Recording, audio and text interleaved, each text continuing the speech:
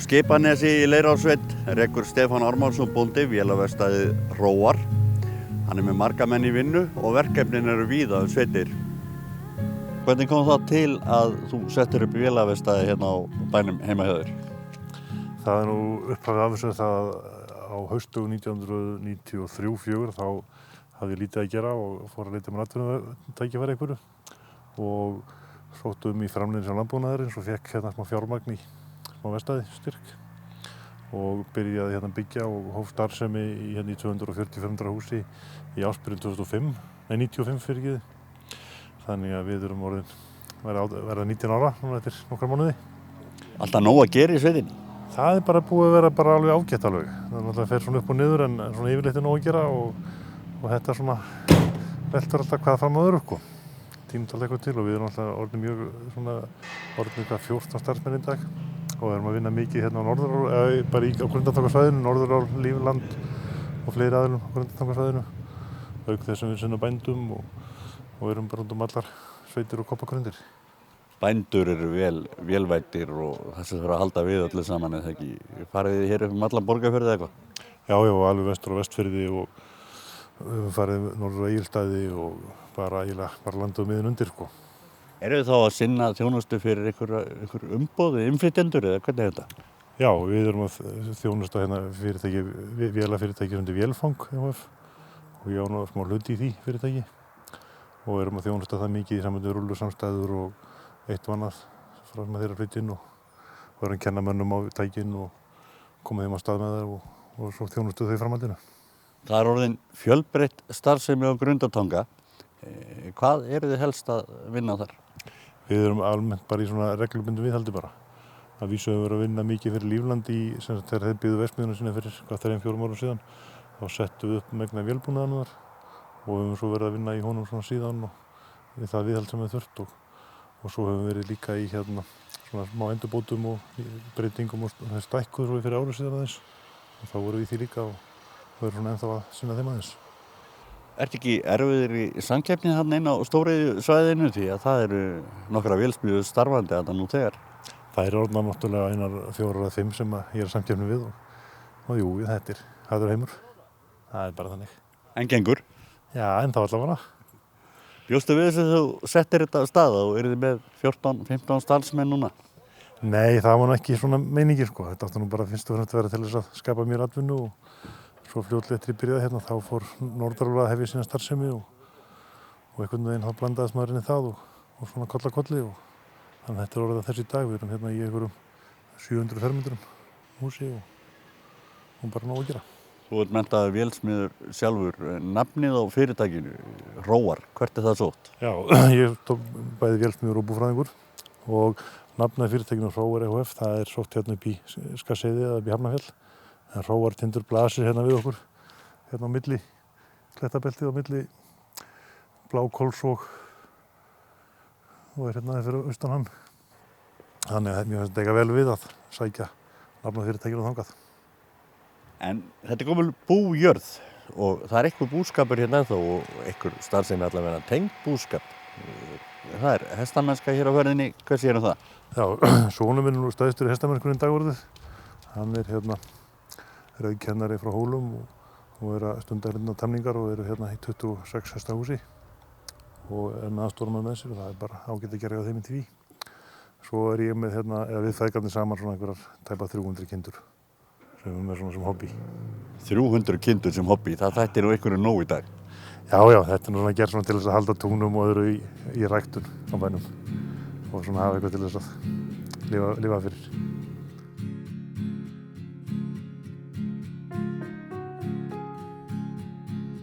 Í árdaga fiskmarkað á Íslandi var lítill fiskmarkaður við Breiðafjörð sem kallaðist Fiskmarkaður Breiðafjörðar. Síðan eru liðin mörg ár og markaðurinn hefur vaxið og dafnað. Fiskmarkaður Íslands er með aðalstöðvar í Snæfellsbæ. Hérna í Ólafsvík er höfuðskrifstofan og hér er Páll Ingólfsson, framkvæmdastjóri. Hvenær varð þessi Fiskmarkaður Íslands til, Páll? Upphafið er stofnun á fiskmarkaði hérna á Snæfellsnesi, hét þá Fiskmarkaður Breiðafjarðar og hann var stofnaður 1991 og síðan breytist nafnið árið 2000 í Fiskmarkaði Íslands þegar við þegar fiskmarkaður Breiðafjörður fór í útrás, sameinuðust Faxamarkaði í Reykjavík og Akranesi og svo síðar kaupum við fiskmarkaði í Þorlákshöfn og á Skagaströnd. Þeir eru á mörgum stöðum í dag. Við erum á 9 stöðum í dag. Nú allt fyrir þetta svo fram í uppboði á sameiginlegum markaði eða ekki? Jú, sá áfangi náðist þarna líka svipað leyti upp á aldamótunum síðustu að þá sameinuðust allir fiskmarkaðir á Íslandi eitt uppboðskerfi og það sameiginlegt uppboð hjá öllum fiskmarkaðum á Íslandi og við náðum líka þeim áfanga svipað leyti að stofna fyrirtæki sameiginlega sem heitir Umbúðamiðlun og sér öll körin og hefur leitt af sér mikla hagræðingu og einfaldleika fyrir bæði seljendur og kaupendur að þetta er eitt og sama systemið bæði uppboðið og umbúðirnar og fleira. Á hvaða tíma dags eru þessu uppboð? Það er klukkan 1. Bjóðum upp klukkan 1. Þá hefst rafrænt uppboð, allt boðið upp á rafrænan hátt á netinu og Við erum stoltir af því og segjum það framan í hvert sem er að við erum með eitt fullkomnasta og skemmtilegasta uppboðskerfi í heiminum og við erum í samtökum fiskmarkaði í Evrópu og þeir hafa margir horft til okkar og séð hvernig við erum að framkvæma þetta. Og upphafið af þessu kerfi sem við erum að nota er hollenskt blómasölukerfi sem við byrjuðum með og svo var það smíðað í sömu hugmyndafræði. Þannig að túlipalarnir hafa farið yfir á Þorskó, Ufsa og Ísu hér á Íslandi. Já, þetta var fyrst var þetta notað að selja túlipan og rósir og er síðan stílfært í íslenska fisktegundir. Er það kannski svo að útlendingar koma hingað að fylgjast með hjá okkur? Já, það hefur verið það og ég á von á hóp frá Bretlandi á morgun einmitt í þessum tilgangi að sjá gangmála hjá okkur og ég þeirri vona að stofna hér viðskiptasamband til þess að kaupa fisk hér á markaðnum. Það er nú talsverður umsnúningur því eina tíða þá vissu Íslendingar hreinlega ekki að fiskmarkaði vera til nema í Grímsby og Húl. Já, það var þannig og það er hægt að rifja það upp að þegar við vorum í þessu brölti hérna 1991 að stofna fiskmarkað Breiðafjarðar að við vorum af einhverjum góðum mönnum hér á Snæfellsnesi kallaði landráðamenn. Þetta verði stórhættulegt að fara að stofna fiskmarkað en fiskmarkaðir á Íslandi er að selja í dag yfir 100.000 tonn á hverju ári. Hefur þróunin bara verið upp á við í þessu? Hafa fleiri og fleiri verið að fara með aflan á markað? Er það orðliðið tíð að sjómenn, útgerðarmenn sé í föstum samningum við vinnslur?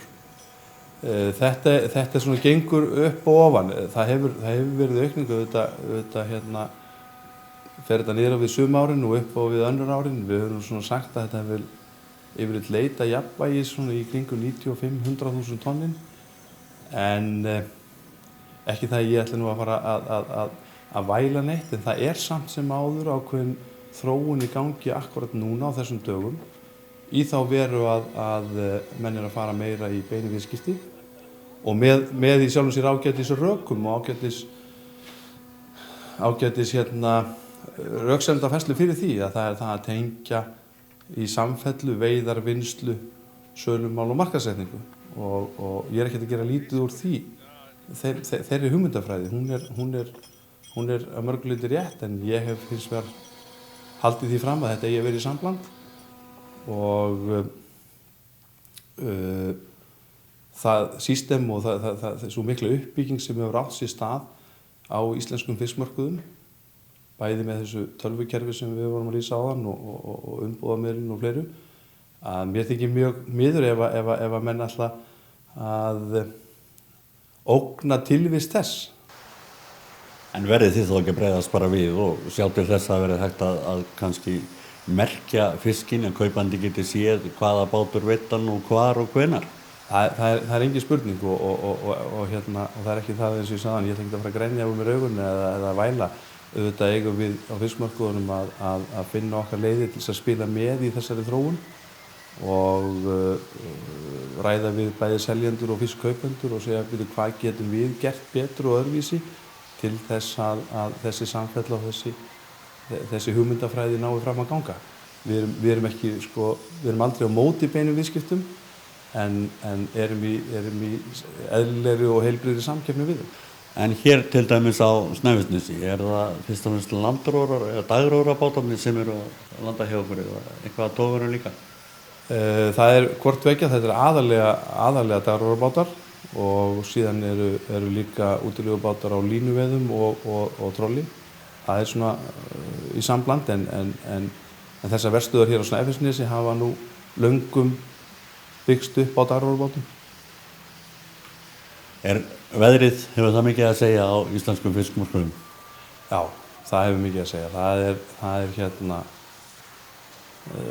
Það sveiflast verð og annað slíkt eftir hvernig veðrið lítur út og ef það slæm veðurspá framundan og einhverjir stærri bátarnir geta róið, þá fá þeir yfirleitt hærra verð.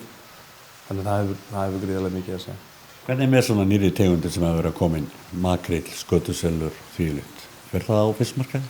Já, það hefur farið og við rifjum það oft upp á fiskmarkaðum og segjum að margar af þeim tegundir sem við erum að selja háu verði í dag fyrir fleiri 100 krónur kílóið, það ekki nema 20-25 ár síðan að þessum tegundum var hent í hafið vegna þess að það var engin kaupenda. Það keila, langa og þvíumlíkt? Já, keila og langa og skötus, það ekkert langt síðan að menn hentu skötusellunum í hafið og fjöldin aðra tegundir sem hafa orðið að miklu meiri verðmætum með tilkomu fiskmarkaða og það líka þannig að sérhæfing í fiskvinnslu, hún hefur gríðarlega aukist með tilkomu fiskmarkaðana. En nú mikið talað hann akstur allan til og frá, það eina leiðin, það verið að keyra fiskinn fram og tilbaka all land? Já, í sjálfum sér aksturinn sem slíkur, hann partur af þessari sérhæfingu. Það einhver verkandi einhver staðar á landinu, hvort sem hann á Reykjavík eða einhver staðar annar staðar sem vill bara vinna þorsk 3-5 kíló, ekkert annað. Og þá sér hann sér hagið því að kaupa hann á fiskmarkaði og þó hann þurfa að aðgónum 2 eða 4 klukkustunda leið, þá sér hann hag sinn í því.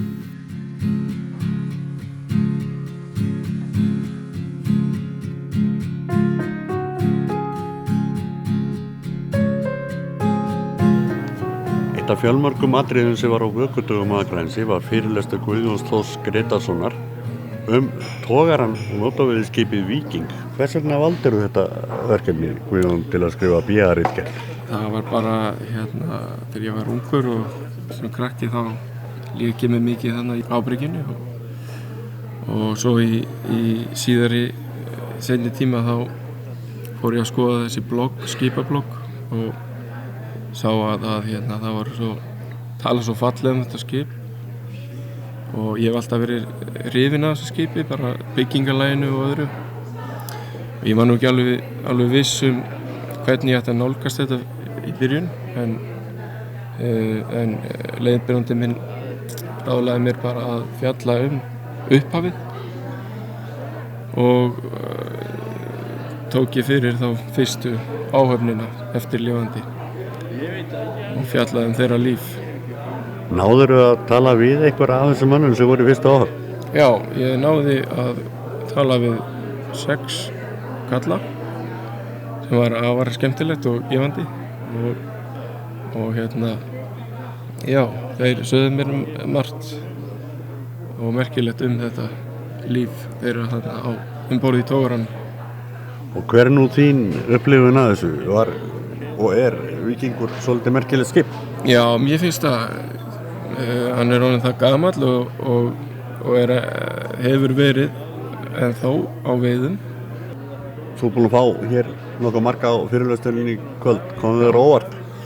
Já, í rauninni en ég hef flutt þennan fyrirlestur áður í sjóminjasafninu en þá voru ekki svona margir en þetta var bara ánægilegt að fólk hafi gefið sér tíma í að kynna sér þetta. Sýnir kannski áhuga Akurnesinga á skipinu? Já, algjörlega.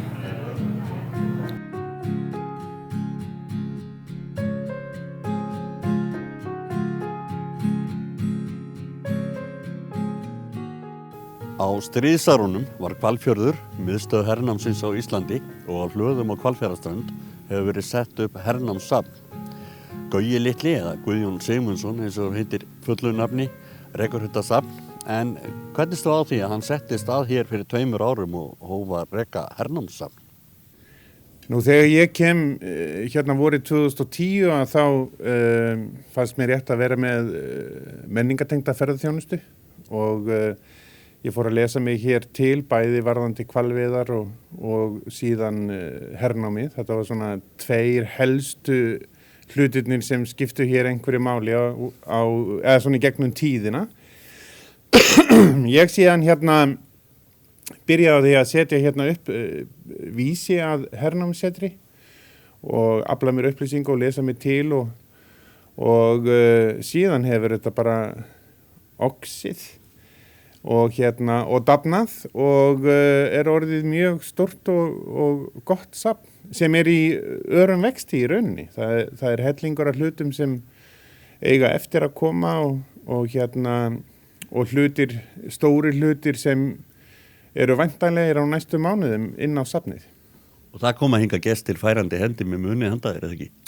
Jú, ef það væri ekki fyrir bæði einkasafnara og síðan fólk sem hefur komið hér og þá sérstaklega eldra fólk sem kannski man eftir einhverjum hlutum á háaloftinu og í kjallaranum eða eitthvað staðar og það eru kannski hlutir sem þau óttast að verða fleygt þegar þau falla frá. Þannig að það er mikið af munum sem hefur verið borið í hús, bæði af ljósmyndum, bréfum, merkjum og öðrum hlutum eins og rúmum og beddum og öðru slíku. Ég áttu þetta? Nei, ég á ekki þetta. Þá ætla ég að afhenda þér þetta og við erum búin að eiga þetta síðan 1940. Já. Og þetta er húfumerki herdeildarinnar sem var á Akranesi, að koma á Akranes 1940, 10. maí. Já.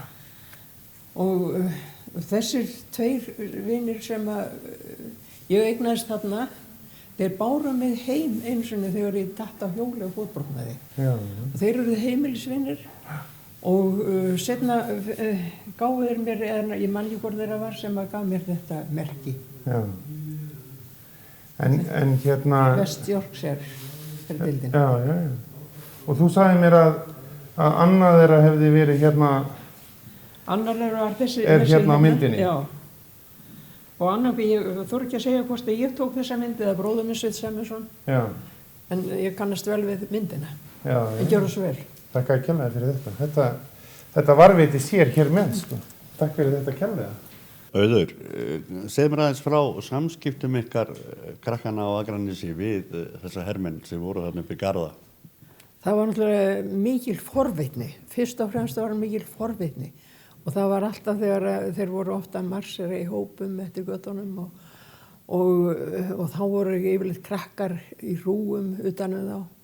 Og þeir voru afskaplega góðir við krakka. Þeir voru að gefa okkur sælgæti sem var nú ekki alltaf mikið af þá á þeim heimum. En ég vissi ekki annað en það væri bara allt áfallalaust öll þau samskipti sem þar voru. Man ekki eftir neinu sem gat talist til ávirðinga og ekki að stelpur væri mikið að sniglast í kringu þá sem var þó seinna. Það var aftur seinna meira þegar Ameríkanar komu, held ég. Svo eru fengið líka fulltrúa frá stríðandi fylkingum hingaði heimsókn með muni sem tengjast þeim. Jú, ég hef verið með 2 samkomur hér varðandi hernámi hér í Hvalfirði og það var náttúrulega annars vegar þegar ég opnaði fyrir 2 árum síðan, 19. maí og síðan núna í sumar þegar Rússar gáfu safninu 3 gínur ásamt búningum, sem sagt Breta, Rússa og Bandaríkjamann, ásamt vopnum. Sem sagt vélbyssum frá þessum löndum sem voru notuð hér, en þetta er nú ekki ekta vopn, þetta eru eftirlíkingar af vopnum og Rússar sem sagt halda minningu birgðaflutningana úr Hvalfirði á lofti og eru óþreyttir við að láta okkur Íslendinga vita af því að ef þessu hefði ekki notið við hér í Hvalfirði að þá hefði stríðið í Evrópu farið á annan veg. Því þetta skipti gríðarlega miklu máli varðandi framvindu stríðsins í Evrópu og þá sérstaklega Rússum gegn Þjóðverjum að Bretar og Bandaríkjamenn sem sagt söfnuðu saman hér í Hvalfirði og sigldu síðan skipalestir norður og vestur fyrir land og vestur Íshaf og yfir til Múrmansk í Rússlandi. Þetta snerist það í rauninni. Farið viðbrögð frá íslenskum gestum sem koma hérna, kemur þetta þeim á óvart kannski? Já, ég held að það komi öllum á óvart hversu viðamikið starfsmenn var hér í Hvalfirði því að hér hvíldi náttúrulega gífurleg leyndi við því sem gerðist og til að merkja þá mátti ekki taka hér ljósmyndir eða annað og vegabréf og ljósmyndavélar voru teknar af mönnum sem komu hér í Hvalfjörðin og fengu síðan afhent við enda Hvalfjarðar á leiðinu út og hér í rauninni hvíla á þessum 5 árum á bilinu 80 til 100 skip. Hér á bilinu 28 til 35.000 hermenn. Þannig að auðvitað var þetta mjög stór og ein stæðsta flotastöð í rauninni seinni heimsstyrjaldar og hafði náttúrulega gífurlega áhrif á samfélagið hér í firðinum ásamt því að hafa áhrif á samfélagið land allt í rauninni. Þrátt fyrir boð og bönn þá ykkur tekist að taka myndir og þær eru uppistaðan í safninu hjá þér í dag. Já, það eru sem sagt ljósmyndir á safninu í dag. Margar hverjar eru mjög þröngt teknar því að það er svona myndir sem hefur verið teknar af svona almennum dáta og það er mjög þröngt tekið út af því að menn mátt ekki sýna hvar myndirnar voru teknar en allar aðrar víðmyndir eru teknar af sem sagt hernum sem við höfum síðan fengið í gegnum safnara og eru þá myndir sem eru af skipum og herstöðum og öðru slíku. Og hér erum opið í allt sumar sem vetur eða hvað? Við erum opið hérna allt árið.